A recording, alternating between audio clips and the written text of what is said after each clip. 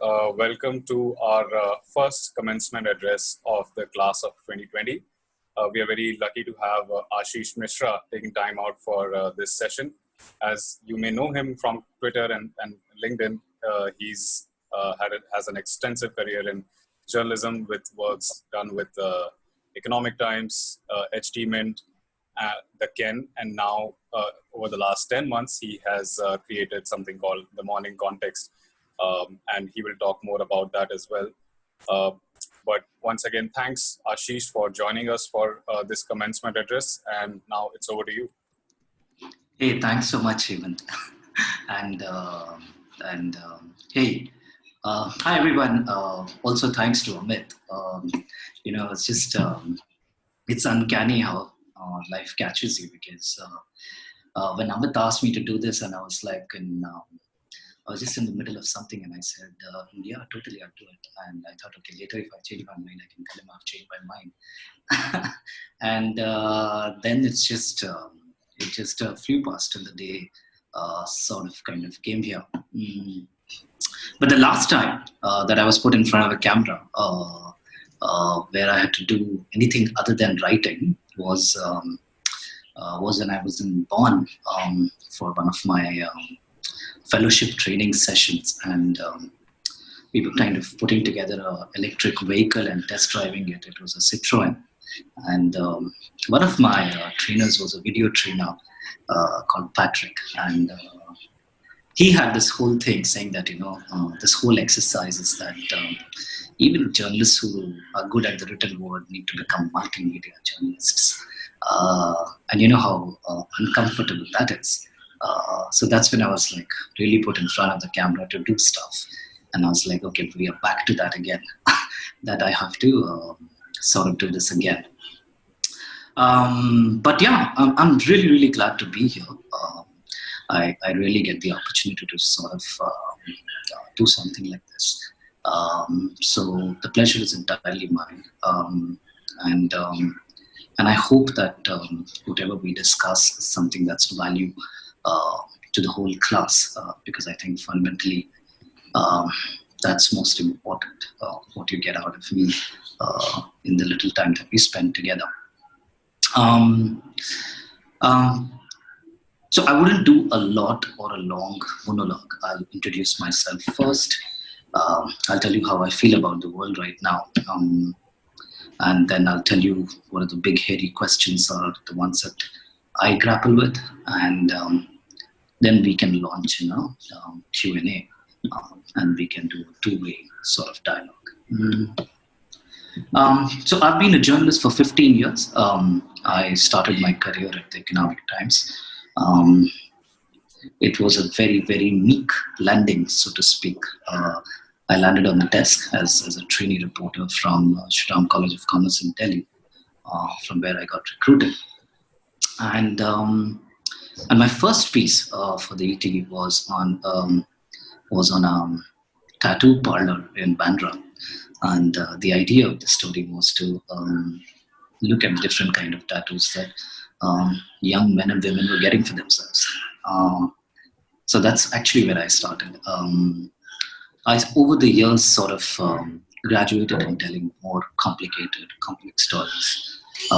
From the absolutely mundane, like supply chain and logistics, to the most fascinating as to who's this one running next to Anil Ambani when he's preparing for the marathon.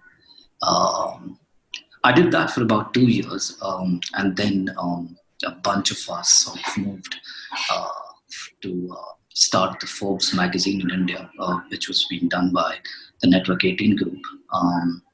And one of my editors who really played a big role in my career became the editor there, and I moved along with him, along with 6-7 other people. Forbes was a fabulous stint. I wrote a lot on automobiles, clean energy, almost everything under the sun, because it was a small, very tight-knit team.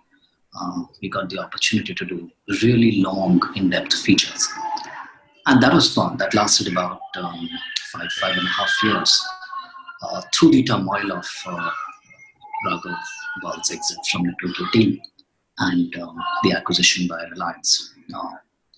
I then moved on to Mint, where my primary job was to write long stories.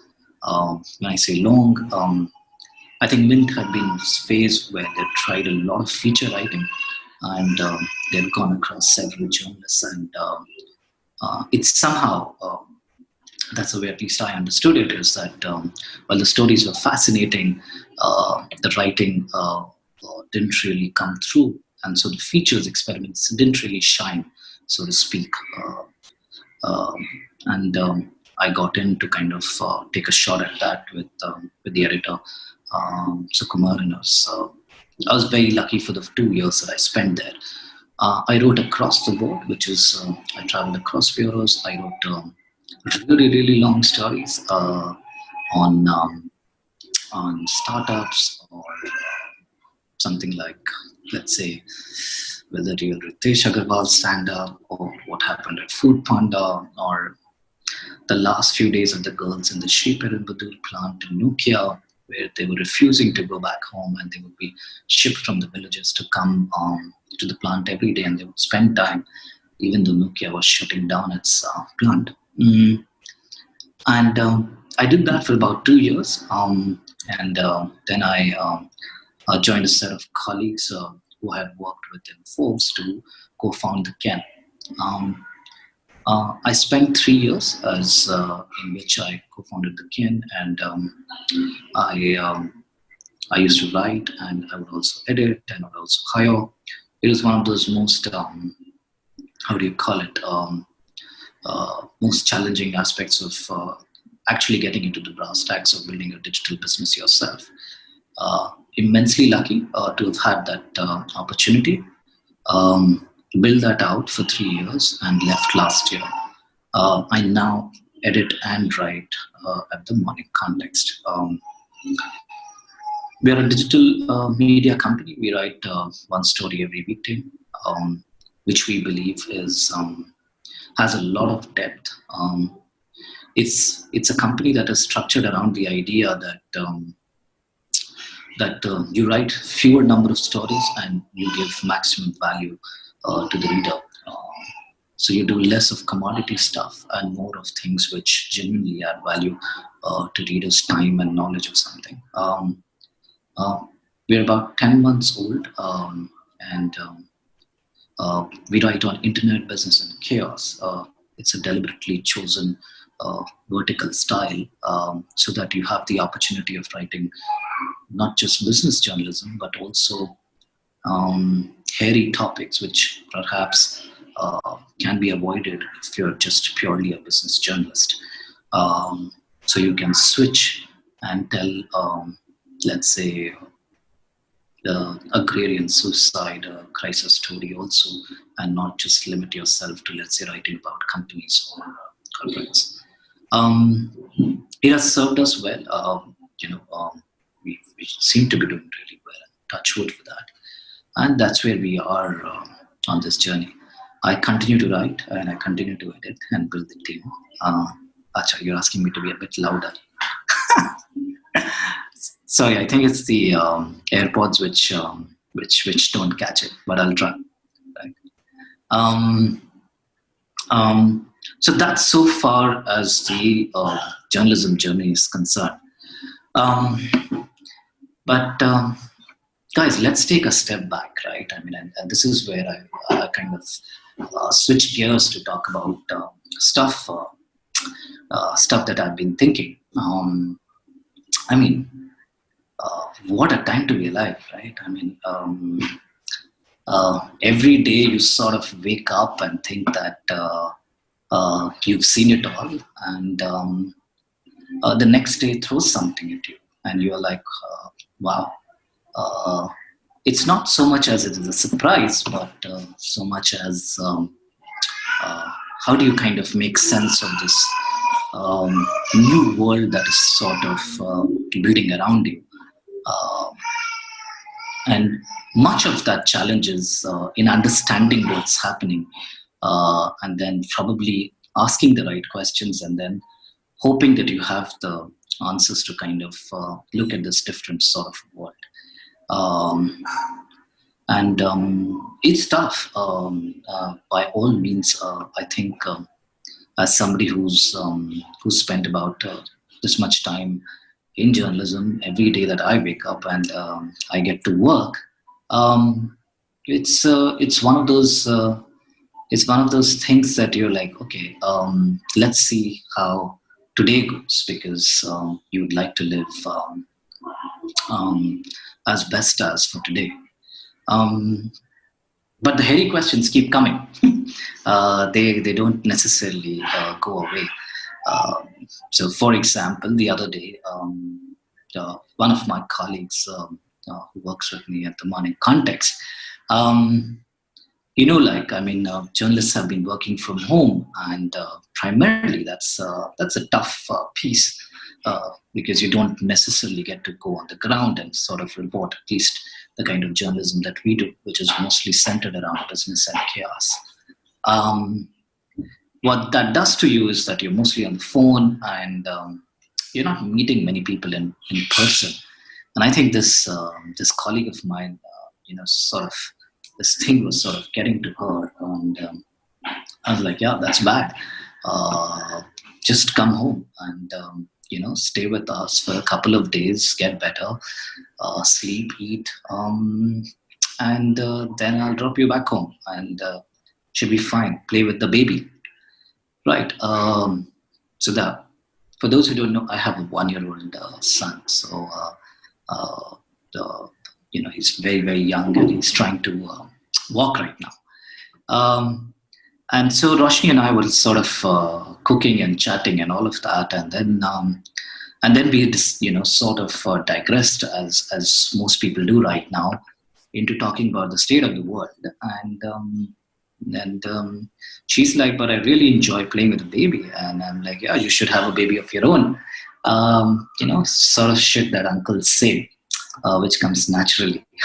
And then she's like, but this is the worst time probably to bring up a child. And that sort of not took me by surprise, but it sort of got me thinking, saying that maybe there's some value or merit to what she's saying. What did she exactly mean?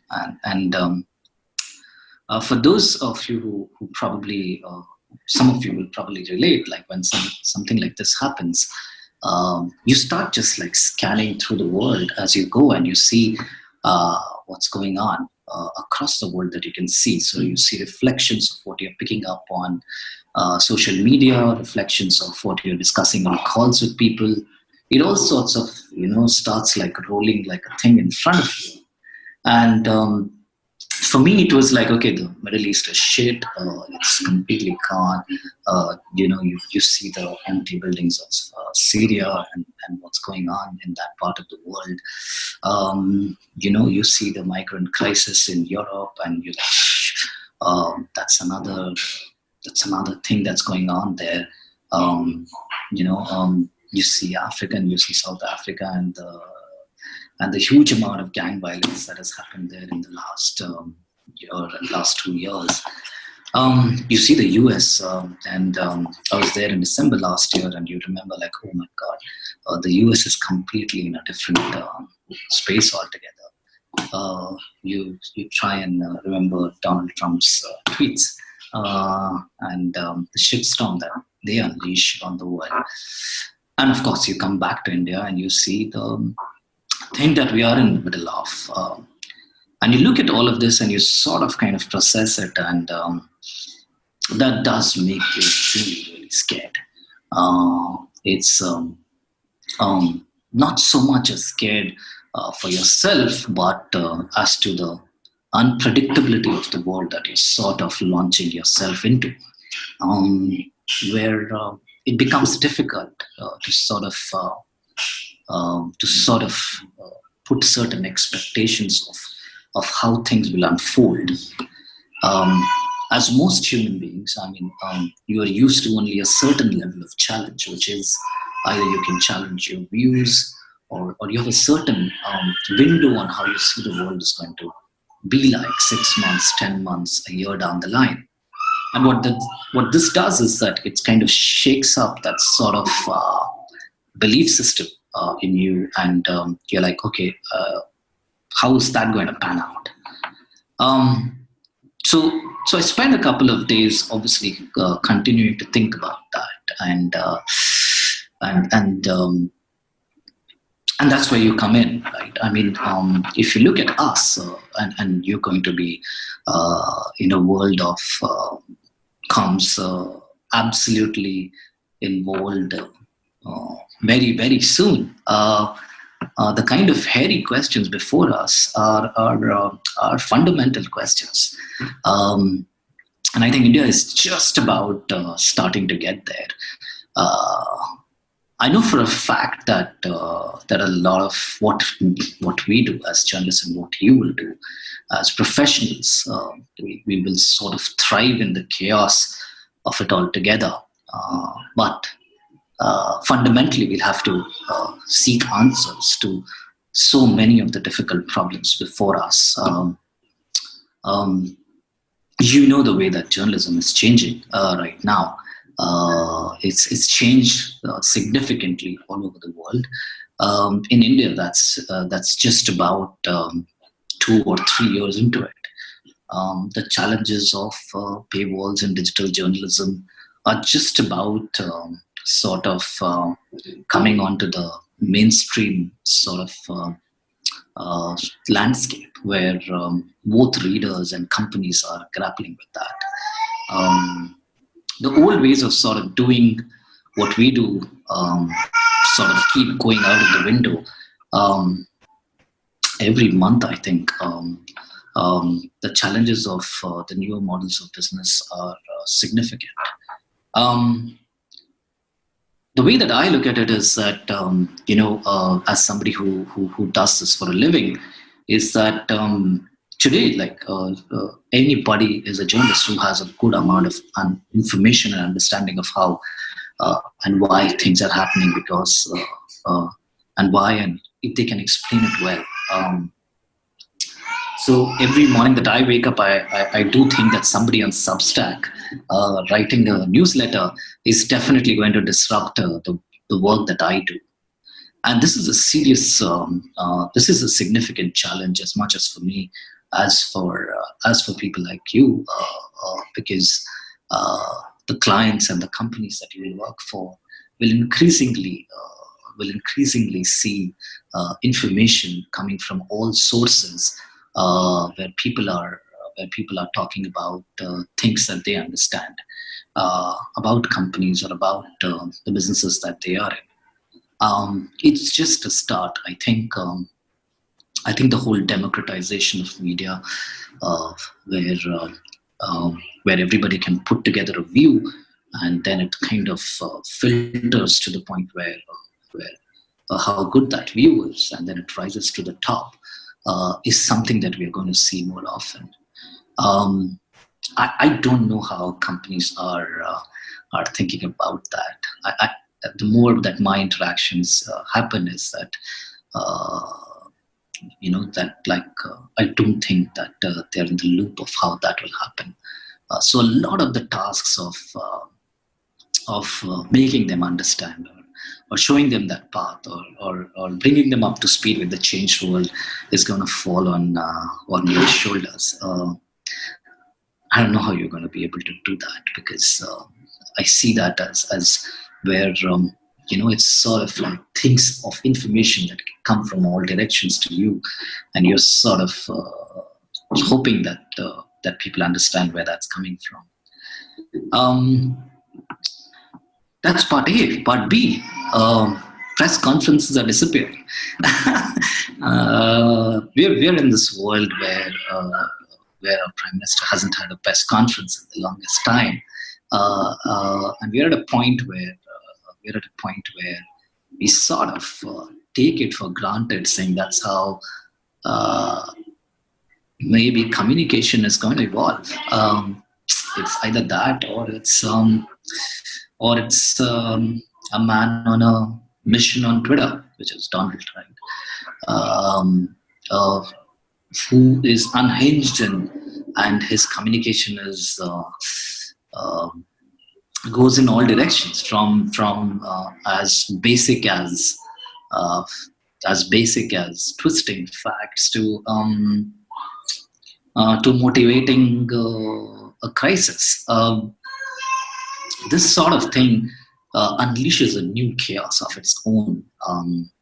And I wonder, as to where this will go.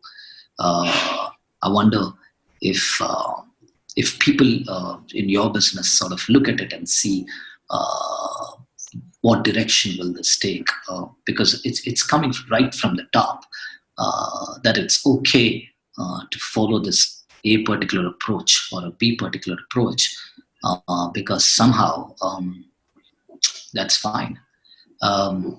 This again is a fairly new reality that's sort of that I'm seeing, and I do find myself thinking about it fairly often, as to where this will head, because you know how it works, right? I mean, over a period of time, human beings are resilient. They adjust to this new reality, sort of. They look at it and they're like, maybe this is the right way to do it. They rationalize, and I wonder if this is the right path of where things will be. I also think that reputation management is increasingly going to be one of those complex, challenging, but of course fruitful assignments in our new world, because everybody has such a huge voice, and millions of followers, and that's how our sort of amplification for all sorts of voices in the social media world is kind of gearing towards. And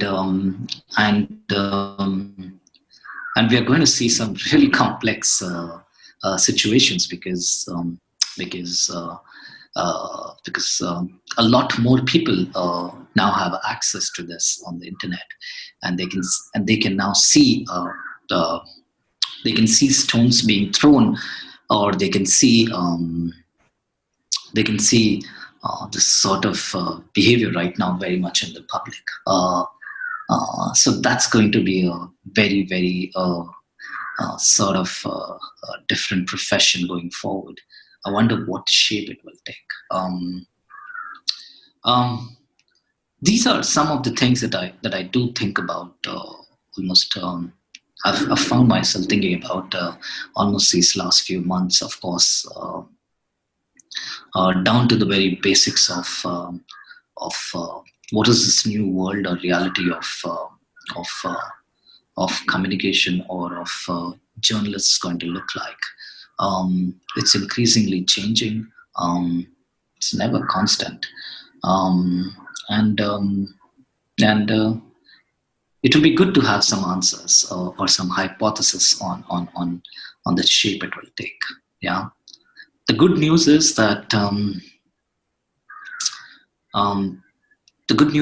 at least as journalists, and I can speak for myself and the company that I run, is that we're aware of all of these changes and these hairy questions, so as to speak, and always thinking of where this will go, because they will fundamentally determine what our business is going to look like. It's a privilege to be in this situation, because fundamentally, I think solving these sort of big problems is really what it comes down to. When you're when you're sort of in a sort of the sort of peak of your career, because that's what sort of kind of defines you. How are you going to solve these things? For me, it's the big question of digital journalism, paywalls, changing form of communication, the lack of press conferences, changing companies' attitudes towards the way communication is done. All of these big questions. The other good news, obviously, is that you are right in the middle of this. So you will have the best opportunity to be at the center stage of this change, so as to speak, and see what you make of it. I'm actually looking forward to what will happen, or what you guys will do once you go out onto the respective organizations that you will work for, or organizations that you will co-found at some point in time in your life right now, and the kind of changes or fixes that you'll bring to the way things are done. These could be policy roles, communication roles, COPCOM roles, all of them, or just about anything. And both of us have a significant center stage position to sort of look at this. And I'm quite excited about that. I think that's the only sort of big message that I have, which is that we're in the thick of this, you and I, and it should be fun to sort of get answers to all of these changes that are happening around us, and hopefully create a better sort of functioning world than what we have right now. But I mean, if we can't solve it and we screw up, we always have our children to sort of pick up our shit, so to speak, and that's what makes me hopeful. That's as far as my monologue goes. Thank you so much, Ashish, for joining us and for taking the first commencement address. I think it goes a long way to guide these young PR professionals into becoming well-rounded professionals very soon. And thanks once again for taking the time out. Not at all, Hemant. Thanks so much for having me. Amit, thank you so much for first kind of seeding the idea. And thanks so much, students, for your time. I wish you all the best for this one. I'm available. I'm fairly accessible as a person. If you drop me a line, I'll happily respond. And I wish you the very, very best with your career forward. See you guys. Thanks. See you Bye. soon.